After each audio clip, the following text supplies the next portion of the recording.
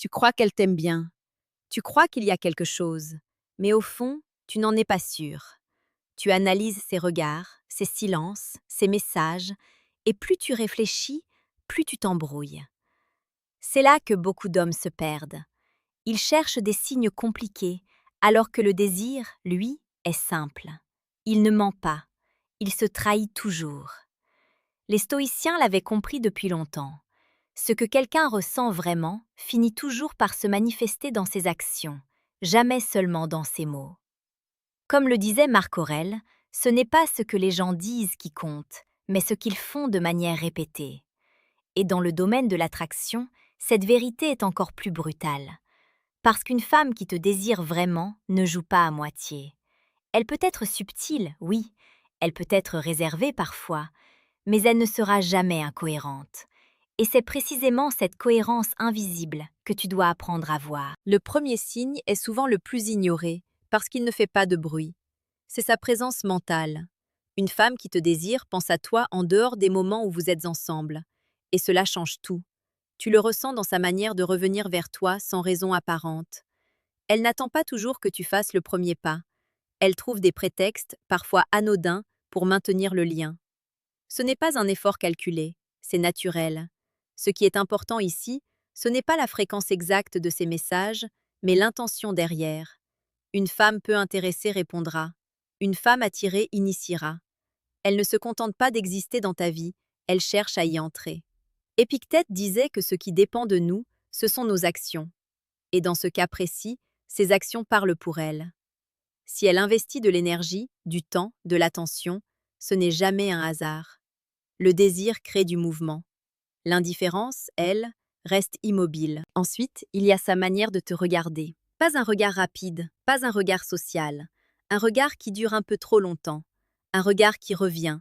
Un regard qui cherche quelque chose chez toi. Ce type de regard est difficile à feindre parce qu'il est lié à une émotion réelle. Quand une femme te désire, elle t'observe comme si elle essayait de te comprendre au-delà des apparences. Et souvent, elle détourne les yeux, puis elle revient, comme si elle ne pouvait pas totalement s'en empêcher. Ce va-et-vient est un signe très puissant. Il révèle une tension intérieure, une attraction qu'elle ne contrôle pas complètement. Mais attention, un homme stoïcien ne s'emballe pas pour un simple regard. Il observe la répétition, il observe la constance. C'est là que la vérité se trouve. Un autre signe, plus subtil encore, réside dans son comportement physique en ta présence. Le corps ne ment jamais. Sénèque disait que les émotions véritables échappent toujours au contrôle total. Et c'est exactement ce qui se passe ici. Quand une femme est attirée, son corps s'oriente vers toi naturellement. Même dans un groupe, ses pieds, son buste, son attention, tout tend vers toi. Elle réduit la distance. Elle trouve des raisons de se rapprocher, parfois sans même s'en rendre compte. Ce n'est pas forcément spectaculaire. Ce sont des micro-mouvements, une proximité légèrement plus grande que nécessaire, une inclinaison du corps quand tu parles, une façon de rester dans ton espace plus longtemps que les autres. Ce sont ces détails que la plupart des hommes ne voient pas, parce qu'ils cherchent quelque chose de grand, d'évident. Mais le désir est discret. Il s'exprime dans les nuances. Il y a aussi sa manière de réagir à ton humour. Une femme intéressée ne rit pas seulement pour être polie. Elle entre dans ton univers. Elle amplifie tes blagues. Elle te renvoie ton énergie. Et parfois, elle rit même avant que la blague ne soit vraiment drôle. Pourquoi? Parce que ce n'est pas seulement la blague qui la fait rire. C'est toi.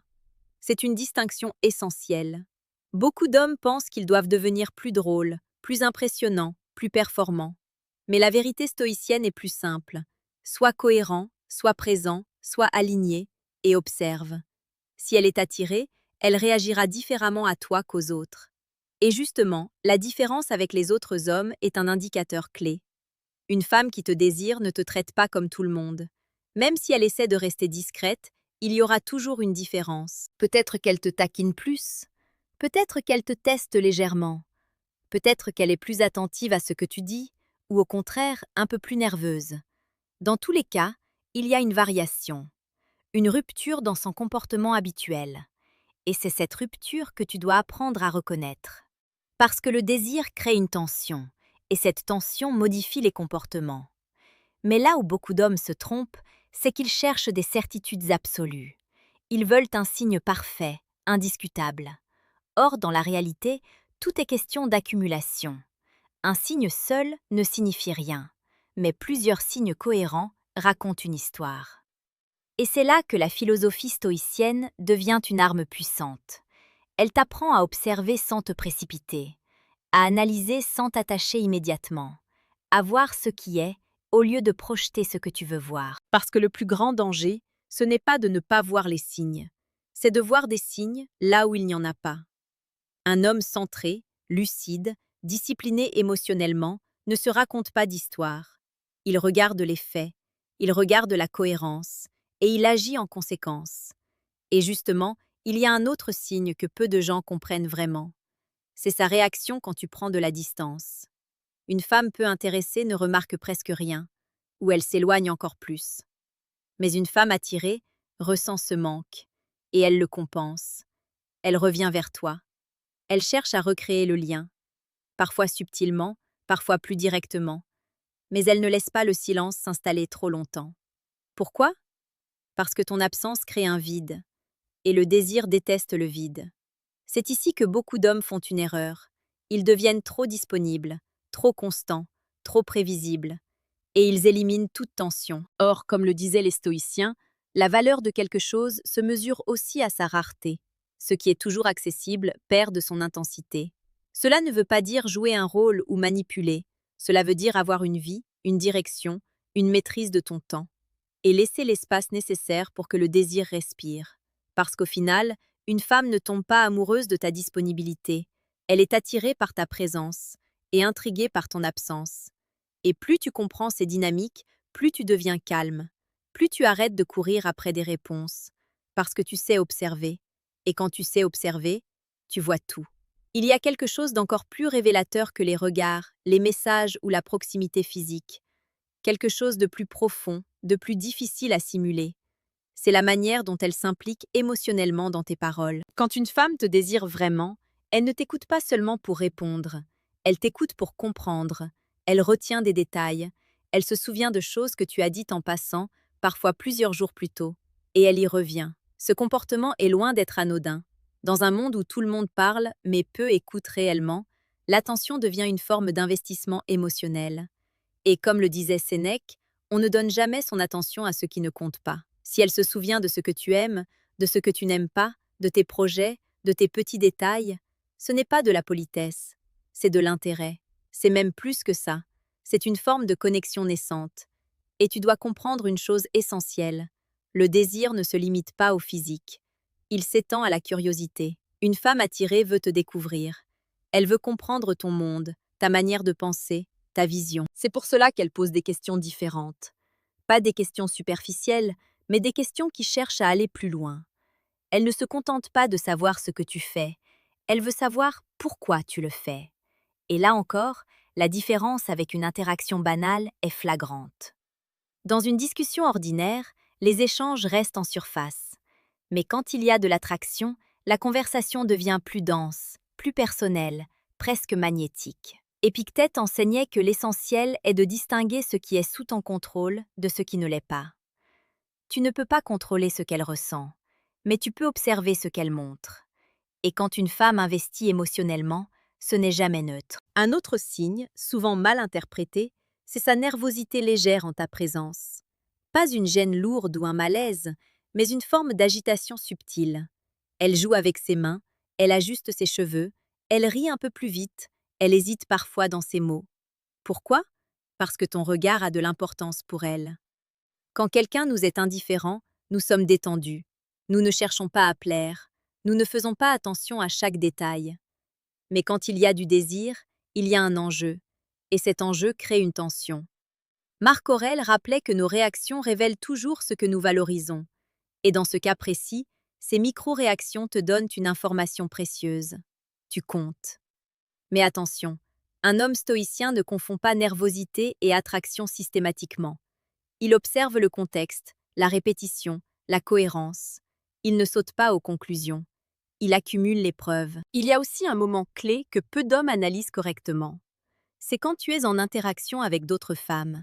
Observe son comportement à ce moment-là.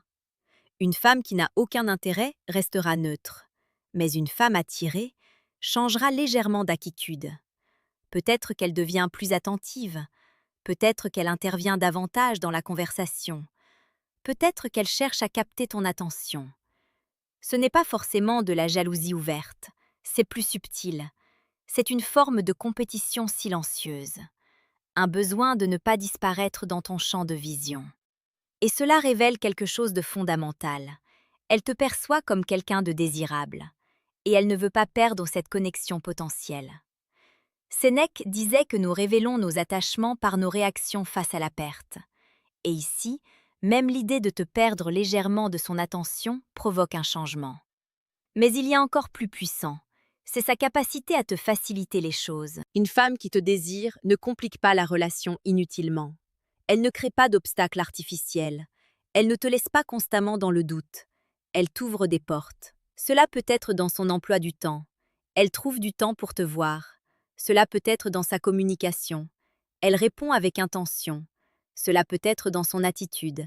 Elle est réceptive, disponible émotionnellement. Contrairement à ce que beaucoup pensent, le désir ne rend pas distant. Il rapproche. Bien sûr, il peut y avoir des jeux subtils, des tests légers, des moments de retenue. Mais dans l'ensemble, il y a une fluidité, une facilité. Et c'est ici que la lucidité stoïcienne est essentielle. Si tout est constamment compliqué, flou, incohérent, ce n'est pas du désir. C'est de la confusion. Et tu ne dois jamais courir après la confusion. Parce que courir après quelqu'un qui n'est pas clair, c'est abandonner ton propre centre, c'est perdre ta stabilité. Et comme le disait Épictète, perdre ce qui dépend de toi pour poursuivre ce qui ne dépend pas de toi est la racine de toute souffrance. Un homme ancré choisit la clarté. Il choisit la réciprocité. Il choisit ce qui répond à son énergie. Et c'est là que tu reprends le contrôle. Pas en forçant, pas en manipulant, pas en cherchant à convaincre, mais en observant, en comprenant, en ajustant. Tu deviens calme, presque détaché. Non pas indifférent, mais lucide. Et cette lucidité change tout. Parce qu'elle te protège des illusions. Elle t'empêche de t'attacher trop vite à quelqu'un qui ne t'investit pas réellement. Et surtout, elle te rend plus attirant. Parce qu'un homme qui n'est pas en demande, qui n'est pas dans le besoin, qui n'est pas dans la poursuite constante, dégage une force rare. Une force que les stoïciens appelaient la maîtrise intérieure. Et cette maîtrise, paradoxalement, attire. Il reste un dernier élément, peut-être le plus décisif et pourtant le plus négligé. Ce n'est pas ce qu'elle dit, ce n'est pas ce qu'elle montre en surface, c'est ce qu'elle est prête à faire pour être dans ta vie. Une femme qui te désire vraiment ne reste pas passive. Elle participe, elle contribue, elle crée des opportunités. Parfois discrètement, parfois de manière plus visible, mais toujours avec une intention claire, maintenir et approfondir le lien. Ce n'est pas une question de grands gestes, ce sont des initiatives simples mais significatives. Elle propose de te voir, elle prolonge les conversations, elle s'intéresse à tes projets et surtout, elle cherche à en faire partie. C'est ici que beaucoup d'hommes ouvrent enfin les yeux ou continuent de se tromper, parce qu'ils ont été habitués à croire que l'attraction est compliquée, mystérieuse, presque inaccessible. Alors qu'en réalité, elle est souvent évidente quand on accepte de voir les choses telles qu'elles sont. Marc Aurèle insistait sur un point essentiel. Ne déforme pas la réalité pour qu'elle corresponde à tes désirs. Et dans les relations, cette phrase devrait être gravée dans ton esprit. Si elle te désire, tu n'auras pas besoin de deviner constamment. Tu n'auras pas besoin de forcer. Tu n'auras pas besoin de te battre pour son attention. Il y aura une dynamique, une réciprocité, un mouvement dans les deux sens. Et surtout, une paix intérieure. Parce que le vrai désir ne te plonge pas dans l'angoisse permanente. Il ne te fait pas douter de ta valeur. Il ne te met pas dans une position d'insécurité constante. Au contraire, il crée une forme de stabilité émotionnelle, même dans l'incertitude naturelle du début. Tu ressens que quelque chose existe. Pas parce que tu l'imagines, mais parce que tout, dans son comportement, le confirme progressivement. Et c'est là que tu dois faire quelque chose que peu d'hommes font réellement. Ralentir. Observer encore un peu. Ne pas te précipiter dans une interprétation définitive, ni dans un attachement immédiat. Sénèque disait que la précipitation est l'ennemi du jugement juste. Et dans ce domaine, c'est une vérité absolue. Plus tu vas vite, plus tu projettes. Plus tu projettes, plus tu te trompes. Mais plus tu ralentis, plus tu vois. Tu vois les incohérences éventuelles, tu vois les confirmations, tu vois la vérité émerger sans effort. Et à ce moment-là, tu n'as plus besoin de te poser 1000 questions. Tu sais. Pas avec certitude absolue, mais avec suffisamment de clarté pour agir dignement. Et agir dignement, c'est aussi accepter une vérité que beaucoup refusent. Toutes les femmes ne te désireront pas, et c'est parfaitement normal. Un homme stoïcien ne cherche pas à être désiré par tout le monde. Il cherche à être aligné avec lui-même et à reconnaître quand l'intérêt est réel ou absent. Parce que courir après quelqu'un qui ne te choisit pas, c'est te trahir toi-même. Et aucune relation ne vaut ce prix. Mais quand tu rencontres une femme qui te désire vraiment, tout change. Tu n'as plus besoin de stratégies compliquées. Tu n'as plus besoin de jouer un rôle. Tu peux être présent, authentique, ancré. Et paradoxalement, c'est là que tu es le plus fort. Parce que tu n'es plus dans le manque, tu es dans le choix. Petite parenthèse, les amis, j'ai créé un manuel complet sur la séduction stoïque. Il t'apprend comment parler avec maîtrise pour créer une vraie attraction. Le lien est en première ligne de la description. On continue. Comprends bien ceci. Le désir féminin n'est pas un mystère impénétrable. C'est un langage. Un langage subtil, mais cohérent. Et plus tu apprends à le lire, moins tu te perds. Tu arrêtes d'interpréter chaque détail comme un signe magique. Tu arrêtes de t'accrocher à des illusions. Tu développes une vision claire. Et cette clarté te donne un avantage immense. Parce que pendant que d'autres doutent, hésitent, s'accrochent, toi, tu observes, tu comprends, tu avances avec calme. Et c'est exactement cette énergie qui attire encore plus. Avant de partir, si tu veux vraiment comprendre ces dynamiques en profondeur, pense à t'abonner. Pas pour accumuler du contenu, mais pour transformer ta manière de voir les relations et surtout de te voir toi-même. Parce qu'au final, tout commence là, pas dans ce qu'elle ressent, mais dans ce que toi, tu es capable de percevoir sans te perdre. Et le jour où tu maîtrises cela, tu n'as plus besoin de courir après le désir. C'est lui qui vient à toi.